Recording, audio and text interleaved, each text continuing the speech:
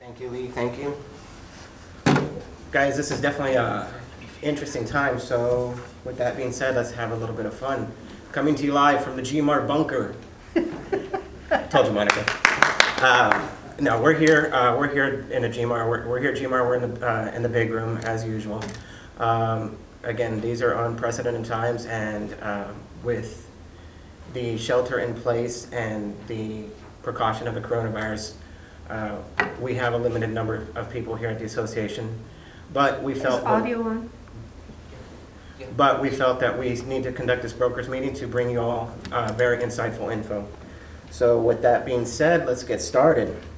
Monica, you want to join me for education committee? Or? Yes. Okay. It's because Juan's saying that the audio is off or something. Are we good with Okay. audio? Yeah. Okay. Guys, can everybody hear me? Hopefully everybody can hear us. We are recording this session, and so it will be sent out via email to everybody as well. I don't even know if I'm in the shot, but Yeah, you're good. yeah. You're good. So guys, education committee, as you know, for those that took GRI last week, GRI was conducted via Zoom with Mac leading that. Testing is taking place in person. The association is scheduling those people to take their test, I believe 5 at a time. They're done. They're done. Testing is done. Congratulations, everybody, for completing GRI. With that being said, Trek Legal 1 and 2 will be held here will still be held via Zoom. Is Mac the instructor for that? Yes. With Mac being the instructor for that. So those of you that do need Legal 1 and 2, you can take that course via Zoom. So broadcast classes, we've had a lot of questions about GMAR University and our broadcast classes. This morning we were able to confirm that those classes will continue through Texas REALTORS. If you go, but you still need to sign on through GMAR Growth Zone for the event, for the class. Once you sign on, you will be sent information for the Zoom class or how to participate in that broadcast class.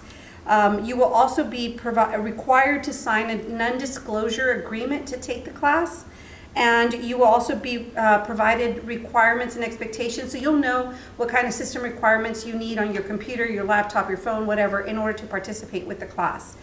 So all of that is going to be sent to you via Zoom. You will be sent a Zoom login for all broadcast classes. So we are not going to have a break in broadcast. You're just not going to be able to come to the GMAR office to take the class.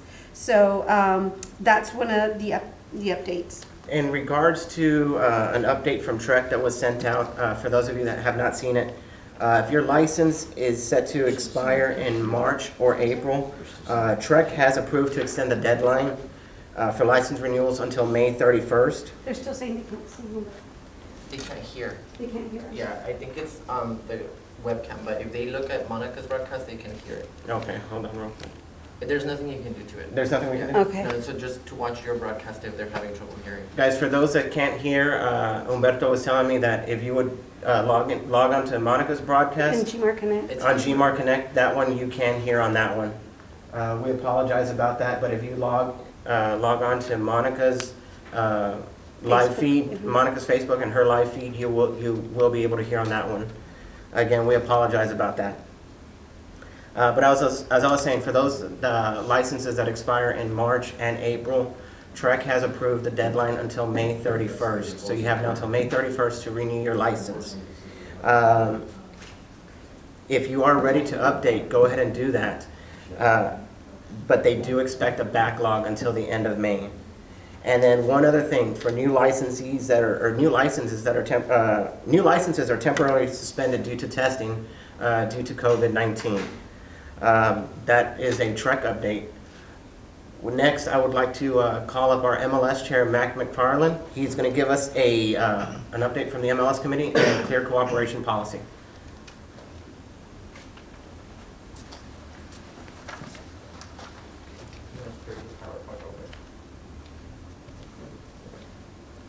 Yeah, you can go. You get it up there. Good.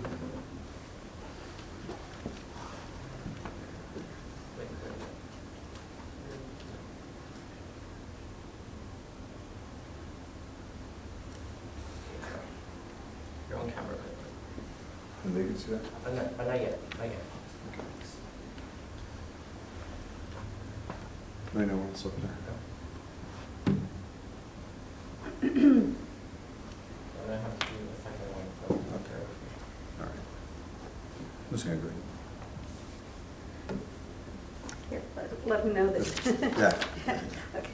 Okay. Mac is getting things set up, and there's going to be a PowerPoint, so they're trying to restart the live feed. Because on my Facebook, on my phone, you will not be able to see the PowerPoint. We're trying to get the broadcast through Gmail, this page back up. However, so that's what Mac's going to be presenting some information to you on. If you want to stay on this Facebook, that's fine. He can still continue. We will share that PowerPoint later on. We can send it as another attachment when we send the email out with the video. But there you go. So Mac. Okay. All right, something different. Just real quick, I'm just gonna go ahead and go over some of this with you real quick. One of the things I had on the list this morning was narrpr.com. Obviously not for right this moment, but just so you know that just recently they changed that so that you can actually do showing time from there, both on the desktop and on your mobile app. So if you're on RPR, you can schedule showings right from RPR. You don't need to go back to MLS for that. Also, a plea, if you will, to brokers and listing agents out there. Last night I was looking in MLS, and on residential properties only, pending, we had 630 pending entries in MLS, residential properties only. The oldest one dated back to June of 2018. So I ask you to, if you're a listing agent, please check and make sure that you have your stuff up to date. And if you're a broker, occasionally check on your company and see what their statuses are as far as pendings go within there. That has an impact on our overall market absorption rate, our closed, our CMAs, our appraisals, everything. The other thing that I had on there was that I just put it up, so it's on GMAR's official stream, so Okay. I can show the PowerPoint now. okay. Yeah. So you want to drop down to the next one then? Yeah. Do that.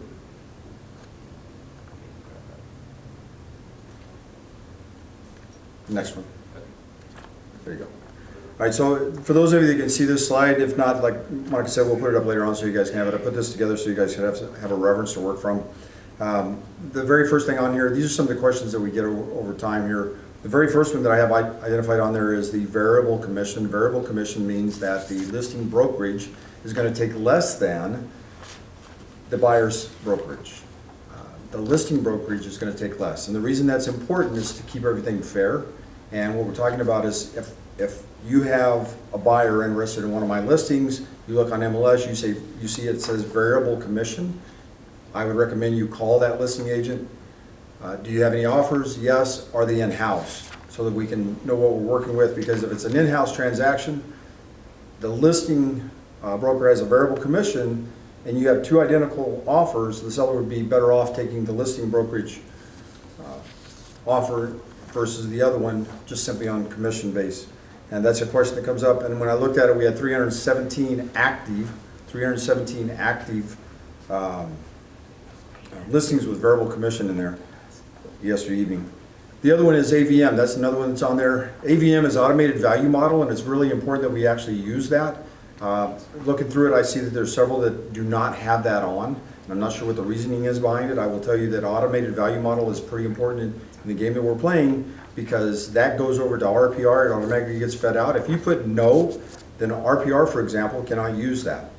And one of the other areas that comes into play is last November, there was discussion about Fannie Mae and Freddie Mac and working with appraisers, and appraisers, possibly banks telling appraisers to use an automated value model in some cases, not for regular loans, but in some cases. So if you mark no, then that automated value model is not allowed on any of the syndication. So RPR, for example, will not pick it up, or anyone else. We need to have yes marked on there. Comments, you can mark no, other things, but automated value model, please mark yes. And the most important probably is number 3 and 4. If you can see that, that's the designated broker's license and the designated broker's name. So designated broker is the individual that actually has your license. So if I pull you up as a licensee, if I pull your name up in TREC, I'll see who is your designated broker. Your designated broker could be here in McAllen, Mission, in Brownsville, San Antonio, doesn't matter. Who is your designated broker? That's the license that needs to go in there.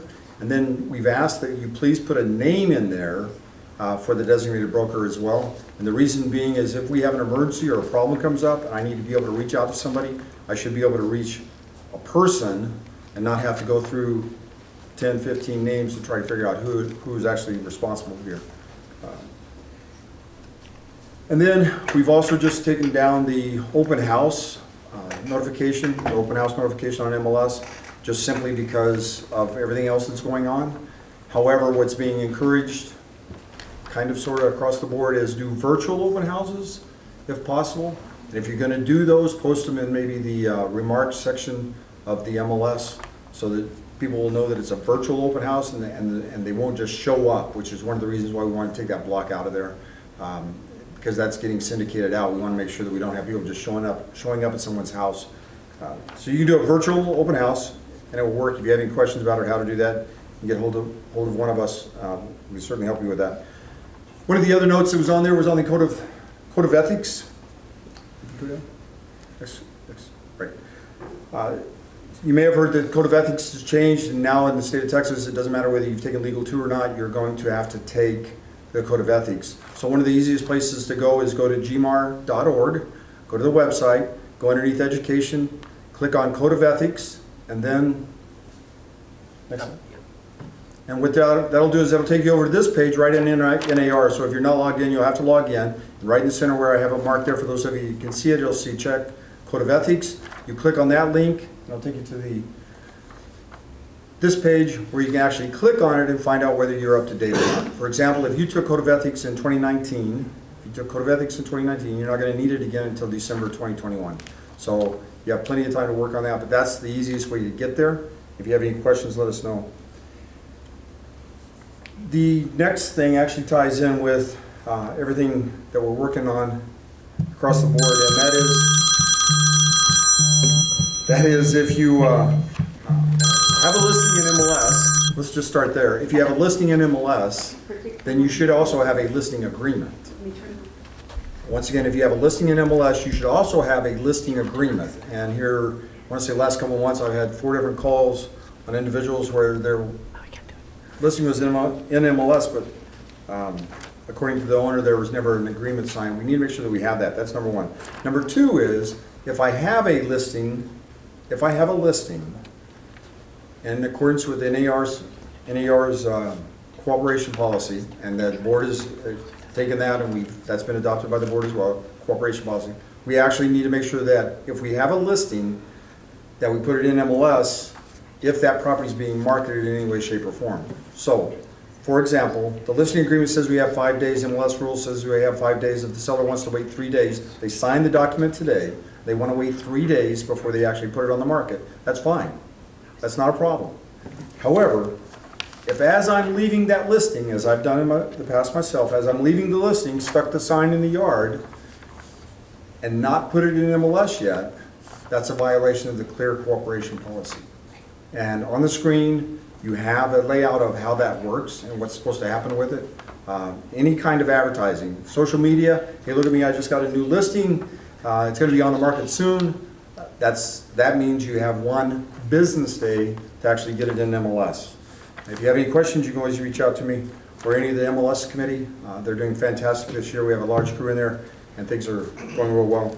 Last thing I'd like to leave you with, there was a mention about the legal 1 and 2 class on April the 6th. We're actually going to do that. It's going to be via broadcast via Zoom. So I will be in my home office, you'll be in your home office, or you can take it, and if you have an issue there, you can actually do it on your phone with there's a Zoom app where you can do it on your phone as well. If anybody has any questions, you know how to get hold of me. Thanks, Mr. President. Appreciate it. Thank you, Mac. Thank you, Mac. Next up, I'd like to call Lee Jinks for a tree pack committee update. Good morning, everyone. Let me just start off with the just statewide TREPAC numbers. To date, we have raised $2.3 million with 33% participation. And then to tell you what the state has done with the investments that you've made into TREPAC. For one, they've had a 96% success rate in our 2020 primary election. There were 28 Republicans and 28 Democrats that were supported. Let's see, Texas Realtors Party supported candidates in 56 state and federal races, and 54 of them won.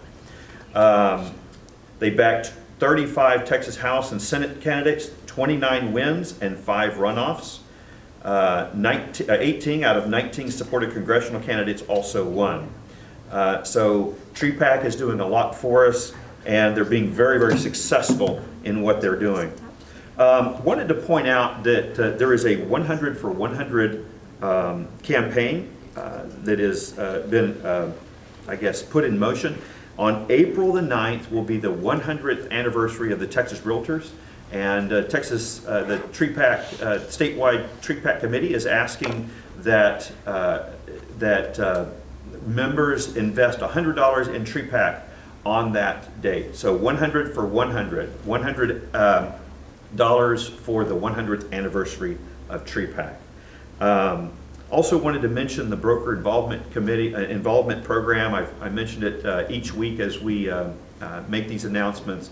The broker involvement program allows brokers to be signed into a program in which, when the state or the national association puts out these messages, that those messages actually come through the broker. When they come through the broker, the agents in that office tend to open those messages much more readily, and those messages are much more effective. So we ask that brokers get involved with that program.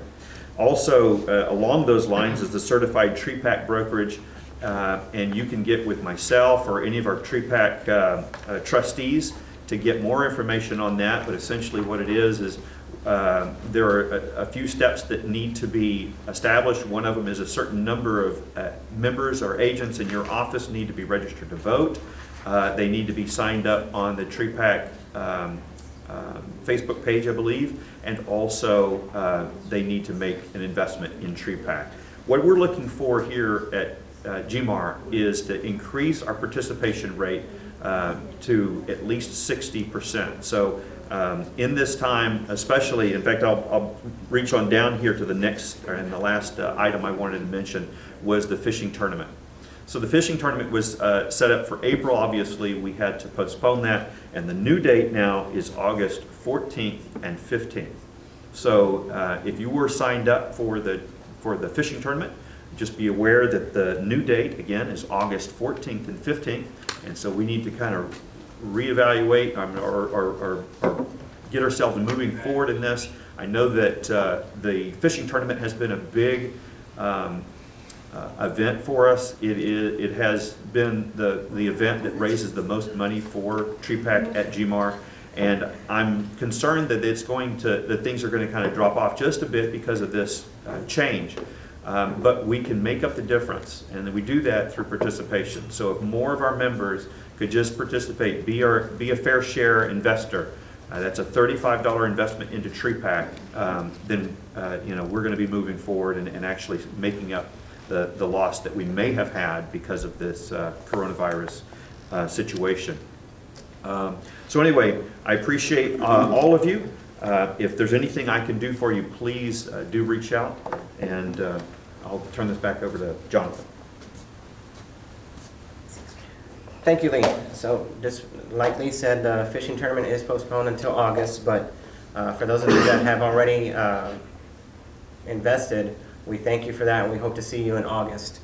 Next, on a governmental affairs update and a Texas Realtor update, I want to call up our CEO, Monica Pena. Okay, so Texas Realtors had a phone call with us this morning, and some of the things that they wanted to do was to kind of give us information to share with you. Some of that has already been shared with you, especially in regards to education. But one of the other things is I know that we emailed out and we've posted in Matrix and other places the addendum that Texas Realtors has provided to you to be used for contracts and closings to extend it another 30 days. The form itself is available to you. However, through negotiation and agreement between mutual agreement between the buyers and sellers, that can be extended to whatever is mutually agreeable. The 30 days is just something that's in the form, but you know that you can negotiate that to whatever is mutually agreeable to both parties. So I wanted to make sure to have that clarification, that it's not 30 days and then you have to do another 30 days. You can do whatever your buyers and sellers want. Another thing that is important is that that they've been receiving a lot of phone calls to the legal hotline in regards to the shelter in place and what it means, what they can and cannot do. Based on the calls that they've been getting, and they've been getting quite a few of them, they're going to be creating a FAQs that they're going to have on their website. So it's texasrealestate.com/coronavirus, and I believe that that's where you might be able to find the FAQs. They should have them up at some point today, is what I understand. Hopefully it's already up. Okay, so they already have those FAQs up, and they will be updating those depending on the county. They've sent, and I believe there's even a spreadsheet that has the different counties and the shelter in place and their interpretations within each county of what is and is not permitted, because different counties are having different interpretations of what they believe is essential. And in that regard, we were provided a letter through our Texas Realtors to share with our county judge, and in regards to the shelter in place and real estate being an essential service. Essentially what we want to make sure, and the FAQs are going to be more specific, but we understand the need for maintaining our community's health, and it is something that is taken very seriously, not just by the Texas Realtors, but us locally. And we don't want to create an environment where people are unnecessarily risking their health for their showing. So what is important, though, is that we are really advocating, and what is most important is that we advocate that certain portions of government remain open so that transactions can still be filed and can continue as they were before. We want to make sure that our members continue to have access to the government workings that we believe are essential to your practice and to your work every day. So that letter has been shared with our county leadership in both Starr and Hidalgo County, and we thank our Government Affairs Committee for making sure that that happens. So we are working for our membership every day. Our Texas Realtors is working tirelessly as well. And so that was the information we wanted to share with you from Texas Realtors. Mr. President? Yes, ma'am. Thank you, Monica. And our governmental affairs chair is not here, but I want to thank Mr. Adrian Arriaga Sr. for getting those letters out to our Hidalgo and Starr County judges. This past Tuesday, the board of directors, we met, and for another first for us, we met via Zoom. So one of the topics of discussion was quarterly dues. In regards to the second quarter dues, which are due April 1st, the board of directors has decided to extend the deadline to May 15th with a cutoff on June 1st. No late fees will be assessed. If for some reason that you are unable to pay your second quarter dues by April 1st, you have until May 15th. And again, no late fees will be assessed. Another topic of discussion was the third quarter dues. Again, in our discussion, the board of directors has elected to waive the third quarter fees, and for any members that have that are paid in for a member that is paid in full and has not become inactivated by the second quarter. So if you pay your second quarter dues, your third quarter dues will be waived at that time when the third quarter dues are to be paid. This will be sent out to membership for a vote. So be on the lookout in your emails. We do have to give proper notice. It's a 21 or 20 day? 21 days. It's a 21-day notice, and then we'll open it up for electronic voting, just like we do in September for our officers and our directors. So again, the second quarter dues are extended until May 15th with a cutoff of June 1st. And the third quarter dues will be waived as long as your second quarter dues have been paid and you were not inactivated due to non-payment. Monica, do we have anything else? No. Guys, with that being said, that will be the end of our meeting. I just want to encourage everyone to, practice the social distancing, stay safe out there. If you have any questions, feel free to reach out to our association office. The association office will be open, but as per the notice that went out last week, the office will be closed to walk-ins. We will be closed as of tomorrow. As of tomorrow, the remotely. GMAR office will be closed as of tomorrow, and staff will be working remotely, but they will be available by email And phone. and phone. So if you have any Phone. questions, feel free to reach out. Feel free to reach out to myself or any of the board of directors, and we'll be happy to answer any questions you have. But with that said, this concludes our meeting. Thank you, everybody, for joining us. Wish everybody nothing but safety in these times, and we'll get through this together. Thank you all.